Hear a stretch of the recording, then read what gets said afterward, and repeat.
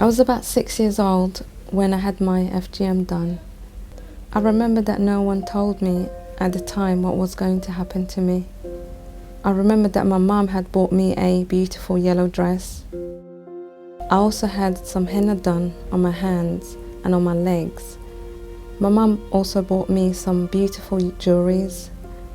She also did my hair really nicely. I didn't know why everyone was making this big fuss over me and what was going to happen to me. Female genital mutilation, or what is commonly known as FGM, is the removal of the girl's external genitalia. There are 4 types of FGM. Type 1, which is known as clitoridectomy. Type 2, which is known as excision. Type 3, which is known as infibulation. Type 4 are all other harmful practices or procedures. When we got to the place where it was going to happen, I'd noticed it was full of little girls and ladies. There were no boys. When it was my turn, there were 4 ladies around me and my mum. 2 ladies grabbed me and put me on the bed.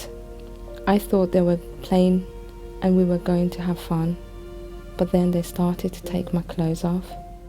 FGM is practiced in more than 28 countries in Africa and in some countries in Asia and the Middle East. Therefore, girls in the UK from these migrant communities may be at risk of FGM.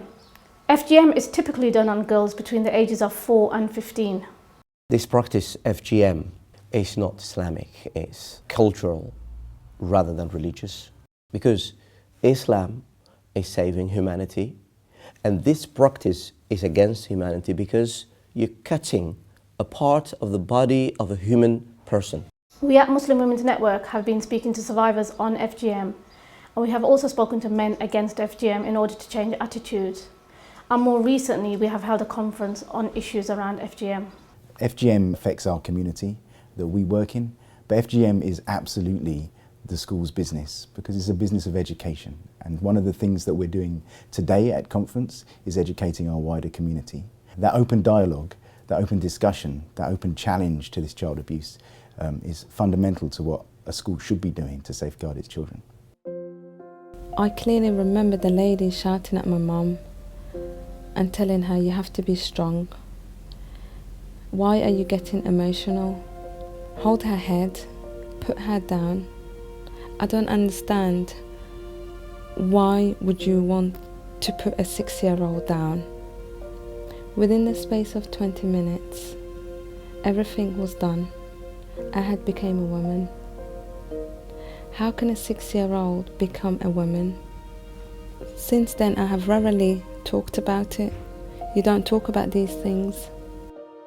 FGM is a very individual practice, so every lady that presents will have different issues. Some may not have issues at all. They may have been absolutely fine with their FGM throughout their life until they've become pregnant, and then it creates issues that they may have.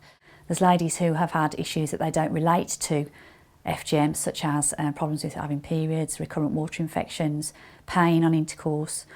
And then the ladies that come to me that are pregnant, the issue that we have is going to be ultimately for delivery.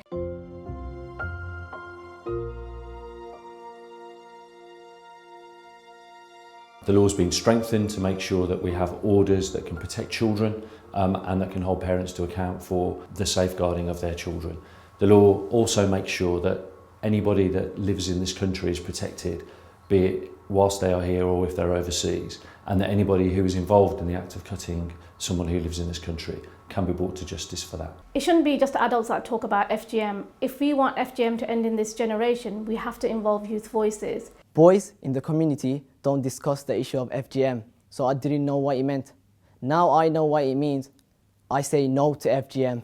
FGM is everyone's business. I am making it my business because it happened to my mum and my sisters. And had I been born a girl, and this is for all men to contemplate, had I been born a girl, I would have been standing here a survivor of FGM and all the horrors that goes with it.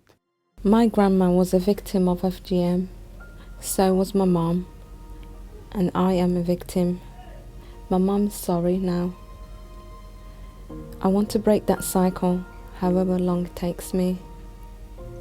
I will never make my own daughters be a victim of FGM. and allow them to go through this cruel act. You suffer the impact of FGM all your life.